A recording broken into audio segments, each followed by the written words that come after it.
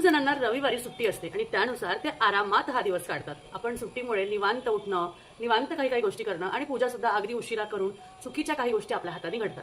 काय आहे त्या चुकीच्या गोष्टी आजच्या व्हिडिओमध्ये नक्कीच ऐका. तुम्ही कधी कधी आता उशिरा निवांत जेव्हा पूजा करता तेव्हा तुळशीला पाणी घालणे वगैरे तेव्हा तुम्ही गोष्ट करता, पण शक्यतो रविवारी तुळशीला पाणी घालू नये. रविवारी एकादशीला तुळशीला कधीच पाणी घालायचं नसतं.